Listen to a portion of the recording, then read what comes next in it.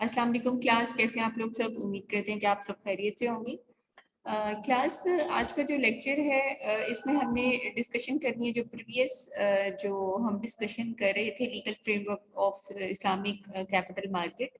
और आज का जो लेक्चर है वो लेक्चर नंबर 12 है हमारा, और टॉपिक वही है, लेकिन इसमें से कुछ पॉइंट ऐसे थे जो कि अभी डिस्कस करने हैं आपके साथ। थोड़ा सा ओवरव्यू थोड़ा सा हम ले लेते हैं कि development of Islamic capital market क्या थी।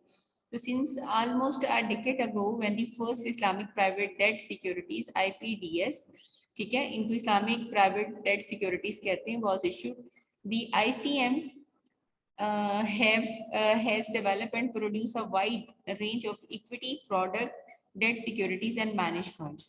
तो बेसिकली 10 साल से बहुत ज्यादा का अरसा हो गया है कि जब IPDS जो है वो इशू हुए, और जो इस्लामिक कैपिटल मार्केट जो है उसको डेवलप किया गया ताकि डिफरेंट टाइप ऑफ सिक्योरिटीज को हम इशू कर सकें, जिसमें इक्विटी प्रोडक्ट्स भी होंगी, ठीक है, इसको शेयर प्रोडक्ट्स भी हम कह सकते हैं, डेट सिक्योरिटीज भी होंगी, इसका बॉन्ड से रेलिवेंट है, और फंड्स को भी मैनेज किया जाएगा।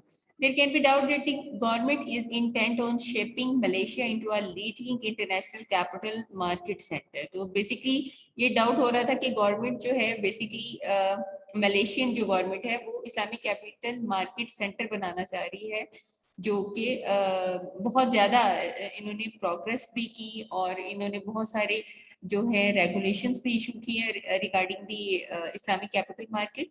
Islamic private debt securities continue to be a favorite instrument among corporate bodies for long-term financing. तो basically Islamic private debt securities जो हैं, इनमें जो सबसे बेहतर इंस्ट्रूमेंट था वो कॉर्पोरेट बॉडीज के लिए था, जो हाँ लोग लॉन्ग टर्म फाइनेंसिंग कर रहे थे. तो Malaysia rating corporation says that 77% of the total issues rated in 2002 going by value were Islamic papers. Most of the IPDS approved by the Security Commission of Malaysia जो भी होगा, तो to date were structured based on the principle of Bithamin, Agil, BBA and Muraba. The Security Exchange, yes, Security Commission had in July 2002 informed relevant industry bodies and association on the importance of recognizing the SAC as the only body that can make pronouncement to the public on any Sharia's matter in relation to the capital market. तो basically जितने भी हमारे पास Islamic जो debt security से relevant जितने भी securities थी उनको अप्रूव किया गया, ठीक है.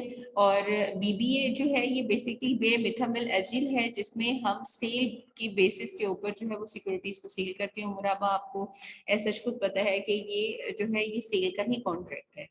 तो बेसिकली 2002 में बहुत इसके ऊपर काम हुआ और इसके साथ शरिया मैटर्स को जो है इन्वॉल्व किया गया कैपिटल मार्केट के अंदर, ताकि शरिया के मुताबिक उन सिक्योरिटीज को परमिसिबल करवाया जाए जो कि कुरान और सुन्नत के मुताबिक जिनमें ट्रेडिंग करना जायज है. तो this was done to ensure harmonization and standardization of shariah's ruling and to avoid possible divergence of shariah's interpretation among shariah scholars in the country. तो बेसिकली शरिया रूलिंग को हमने हार्मोनाइज भी कराना था, स्टैंडर्डाइज भी करवाना था, ताकि जो भी डिवर्जेंस है regarding the shariah's interpretation among the different scholars of different countries, उनमें जो है वो हार्मनी क्रिएट हो सके. The in-house Sharia's advisor or committee of the members of industry bodies or association should provide advice and guidance on internal process only and should not make pronouncement to the public. तो basically इन्होंने जो है in house Sheriya advisers committee जो है इनके members ने कोशिश की कि इंडस्ट्रीज बॉडीज को भी हम साथ मिलाएं और एसोसिएशंस को भी मिलाएं, ताकि एक बेहतर तरीके से हम इन सिक्योरिटी से रेलिवेंट जो है वो रूल्स एंड रेगुलेशंस बना सकें जो कि अकॉर्डिंग टू शरिया. अच्छा, अब इस्लामिक कैपिटल मार्केट प्रोडक्ट्स में फंडामेंटल ऑफ स्कूक जो है इसके बारे में डिस्कस करते हैं. तो literally meaning of sukuk is certificate.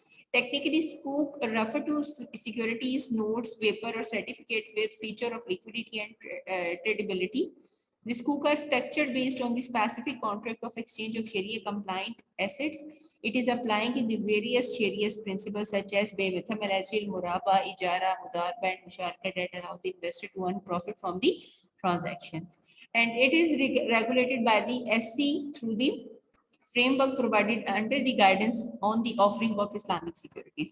तो बेसिकली स्कूप जो है एक सर्टिफिकेट है जो कि आप उस वक्त इशू करते हैं जब कोई इन्वेस्टर आपकी पर्टिकुलर प्रोडक्ट जो कि इस्लामिक कैपिटल मार्केट जो है प्रोडक्ट से रेलिवेंट में इन्वेस्टमेंट करता है तो आप एक स्कूप जो है वो इशू करते हैं। तो उसी से रेलिवेंट वो आपको बता रहा है इस स्कूप को आप डिफरेंट शरिया प्रिंसिपल्स के मुताबिक भी अप्लाई कर सकते हैं, जिसमें डिफरेंट हमारे कॉन्ट्रैक्ट जो हम आपके साथ डिस्कस कर चुके हैं उनकी बेसिस पे भी ये बन सकते हैं। अब basically scoop using al इजारा contract जो है इसके अंदर वो आपको बता रहा है कि बेसिकली एक प्रॉपर्टी आपने सेल की to SPV special property vehicle के तौर पे, ठीक है। अब इसको आपने मजीद आगे क्या किया, लीज करा दिया एसेट को ऑब्लिगेटर को, ठीक। उसके बाद आपने इशू किया trust certificate, then trust certificate issue किया गया इन्वेस्टर को, फिर इन्वेस्टर ने पेमेंट को मशोर किया, then payment receive from the investor by the SPV और फिर पेमेंट्स आना शुरू हो गई। Then obligator made periodic lease payment to SPV and SPV page open to the investors. तो ये सारा सिनेरियो जो है ये चलेगा जब हम sukuk using al ijara structure की बात करेंगे। Then sukuk using musharaka structure है, तो इसके अंदर सबसे पहले आपने फिजिकल एसेट कंट्रीब्यूशन होगी, देन इशू प्रोसीड होगा, देन पीरियोडिक प्रॉफिट्स आएंगे, then periodic profit plus incentive fee आनी शुरू हो जाएगी, देन हम मूव करेंगे issue sukuk musharaka plus periodic profits की तरफ। देन इस चीज को हम आगे लेके चलेंगे तो undertake to buy musharaka share of the SPV on a periodic basis. तो यहाँ ये इस तरह का जो है स्ट्रक्चर आपको शो होगा। देन है स्ट्रक्चर ऑफ स्कूप मुशारका 2, इसके अंदर क्या है जी, इसमें musharaka venture between the investors होगा, then musharaka venture shall be carried out through the issuers in its capacity as an agent, issuer shall issue the sukuk musharaka to the musharaka partners, then trustee shall declare a trust over the trust assets and all right under the musharaka venture। तो ये उस वक्त बनेगा जब आपके investors काफी सारे हों और वो मिलके कोई प्रोजेक्ट की तरफ जाना चाह रहे हो, ये ज्वाइंट वेंचर बन रहा हो।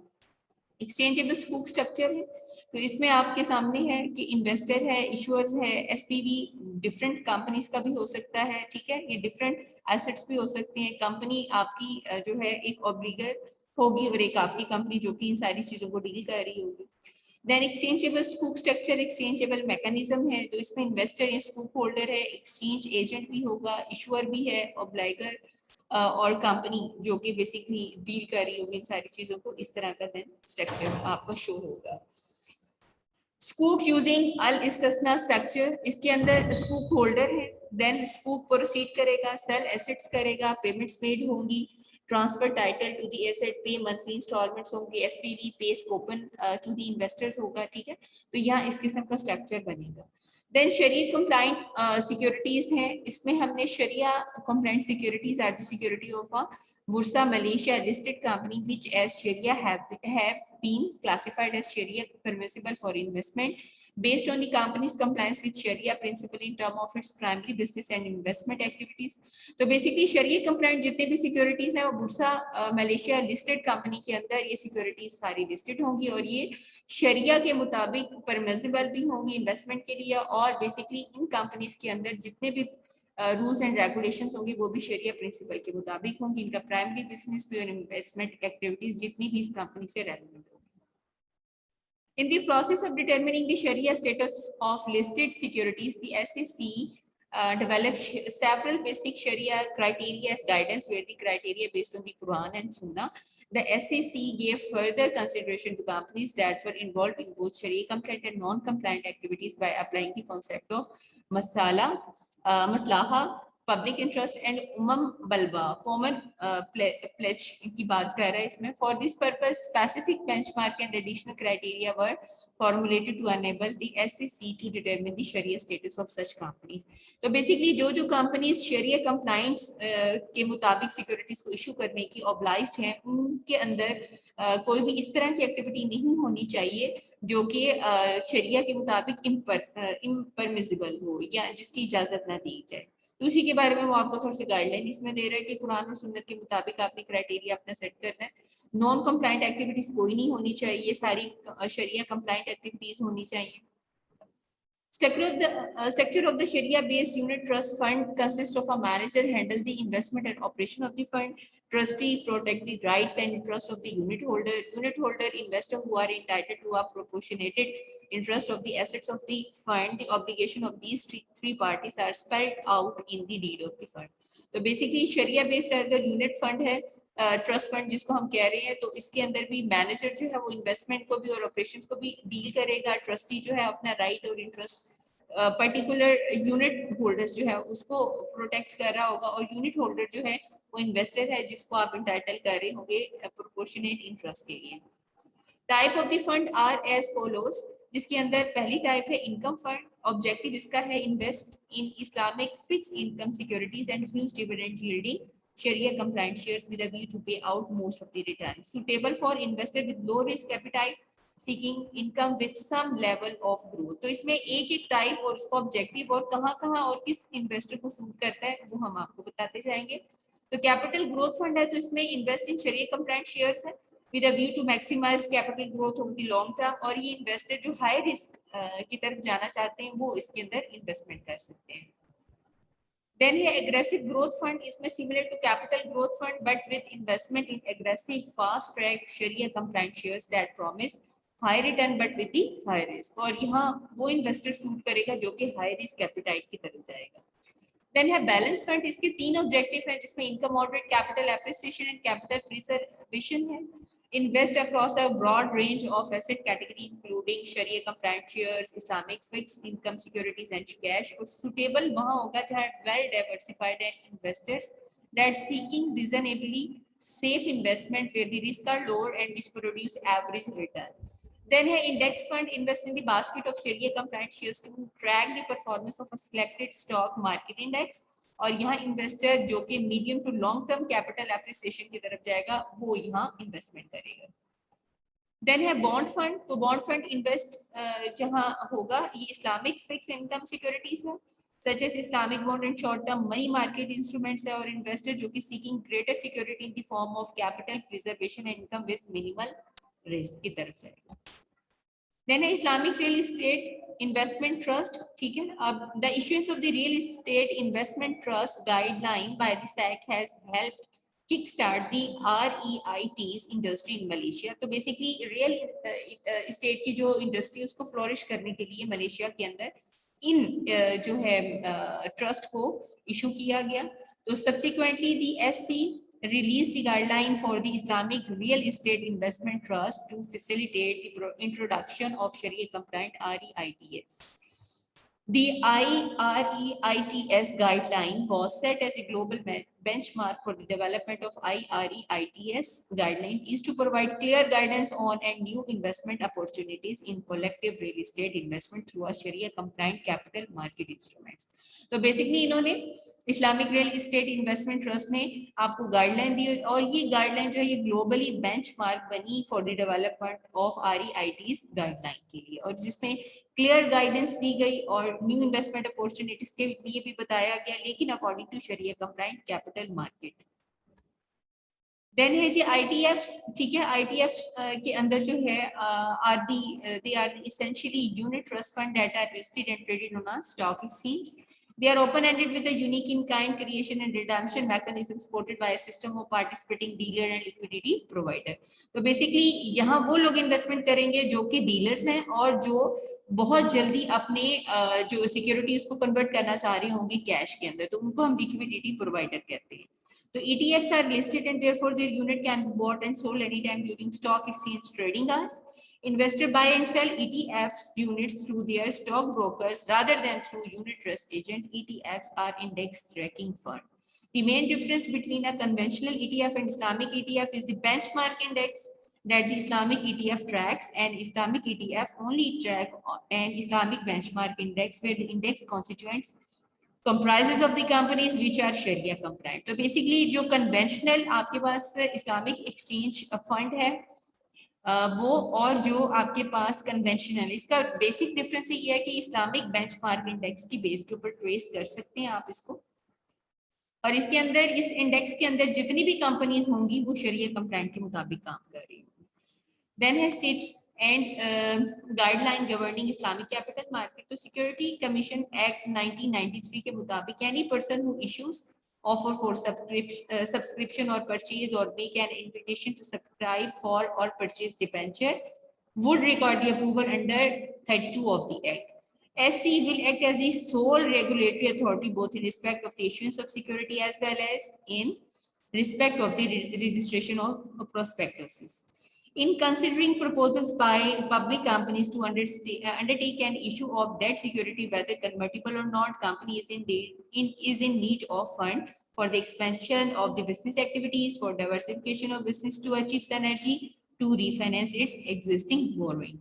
तो बेसिकली यहाँ इन्होंने गाइडलाइन आपको दे दी है, ठीक है, कि कोई भी पर्सन जो है वो इशू कर सकता है, सब्सक्रिप्शन ऑफर कर सकता है, परचेज कर सकता है, इन्विटेशन दे सकता है और सब्सक्रिप्शन की और परचेज डिबेंचर कर सकता है, लेकिन अकॉर्डिंग टू द एक्ट 32 के अप्रूवल के बाद। और इसमें बेसिकली आप इन सिक्योरिटीज को जो है इशू कर रहे होंगे इन मार्केट्स के अंदर, या तो आपने अपनी बिजनेस एक्टिविटी को एक्सपेंड करना होगा, बिजनेस डाइवर्सिफिकेशन की तरफ आप जा रहे होंगे, या एग्जिस्टिंग बोरोइंग को आप रीफाइनेंस कर रहे होंगे। S32(2), a person who purpose to do any the following proposal would have to submit to SC for approval as provided in S32(3) and 4 to make available offer for subscription or purchase, or issue an invitation to subscribe for or purchase securities in Malaysia, make available offer for subscription or purchase, or issue an invitation to subscribe for or purchase outside Malaysia security of public company, or to list a security on a security exchange outside Malaysia, make a bonus issue of security of a public company other than by way of the capitalisation of inappropriate profits. तो ये different acts के मुताबिक आपको बता रहा है कि आप कैसे इनको सब्सक्राइब कर सकते हैं, परचेज कर सकते हैं, और विद इन मलेशिया और आउटसाइड ऑफ द मलेशिया कौन कौन से एक्ट्स हैं, ठीक है, इसके बारे में आपको थोड़ा सा गाइडलाइन दे रहे हैं। अब यहाँ ये बात कर रहा है the requirement which apply to both Islamic and conventional debentures, तो concerning the terms and condition of the debenture, the frequency of profit payments and not interest payment. तो बेसिकली फोकस हमारा होगा प्रॉफिट पेमेंट्स की तरफ, interest payment की तरफ नहीं जाना। तो ये डिफरेंस जो है ये अप्लाई आपको करना पड़ेगा। It provide for the identification of Sharia principle and concept adopted as for all other Islamic capital market product. The type of underlying assets of for the transaction would have to be stipulated, the industry which the issuer operate and description of the industry which the issuer is in. With regard to expert statement and reports, except from the Sharia advisors, report should be disclosed in the prospectus. The qualification and experience of the Sharia should be also disclosed. Then यहाँ conclusion थोड़ा सा आपको वो दे रहा है, जिसके अंदर वो आपको साथ साथ गाइड करेगा कि the principal goal of establishing Islamic capital market is to channel saving into long term productive investments. तो बेसिकली इस्लामिक कैपिटल मार्केट के अंदर आप चैनलाइज कर रहे होते हैं सेविंग्स को लॉन्ग टर्म प्रोडक्टिव इन्वेस्टमेंट के लिए। तो इस्लामिक कैपिटल मार्केट का मकसद ही बनाने का ये था कि आप लॉन्ग टर्म फाइनेंसिंग कर सकें, और बेसिकली ये जो कैपिटल मार्केट्स जितनी भी होती हैं इनका मकसद ये होता है कि ये कॉर्पोरेट सेक्टर को हेल्प आउट कर सकें और इनको इकोनॉमी के अंदर इनको बूस्ट किया जा सके। और डिफरेंट जैसे जैसे हमारी ये कॉर्पोरेशंस या कंपनी ज्यादा बनेंगी तो डेफिनेटली आपके पास यहाँ अपॉर्चुनिटीज होंगी बहुत सी, और जॉब की जो अपॉर्चुनिटीज हैं वो भी बहुत सारी आपको मिल सकेंगी। तो बेसिकली इस्लामिक कैपिटल मार्केट का भी ये मकसद था कि आप जितनी भी आपकी सेविंग्स हैं जो कि हाउस होल्ड्स के पास है, वो अपनी इन्वेस्टमेंट जो है वो किसी लॉन्ग टर्म प्रोडक्टिव इन्वेस्टमेंट में करें। तो banks with strong capital could mitigate the possibility of bank failure when they are required to perform provisioning exercise। तो बेसिकली बैंक जो है वो कैपिटल स्ट्रॉन्ग कैपिटल को जो है वो मिटिगेट कर रहा होता है ताकि वो बैंक फेल्यूर को पॉसिबल जितने भी हो सके उनको मिटिगेट कर सके। तो बेसिकली इस वजह से ये प्रोविजंस लगा रहे होते हैं बैंक्स के, रिस्ट्रिक्शंस लगाई जाती हैं कि कंपनीज के ऊपर के किन किन चीज़ों की बेसिस के ऊपर वो इन्वेस्टमेंट कर सकते हैं और किन पे नहीं कर सकते। तो बेसिकली ये जो स्लाइड्स थी इसमें हमने डिस्कशन जो है वो मलेशिया कंट्री को देखते हुए की है।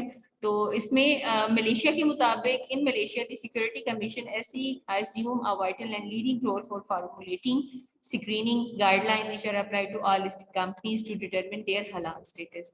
तो बेसिकली किसी भी कंपनी की जो है जितनी भी रिक्वायरमेंट है वो SEC जो है उसके मुताबिक होनी चाहिए। देन फिर आप कैपिटल मार्केट के अंदर इन्वेस्टमेंट भी कर सकते हैं और आप यहाँ फाइनेंसिंग भी कर सकते हैं।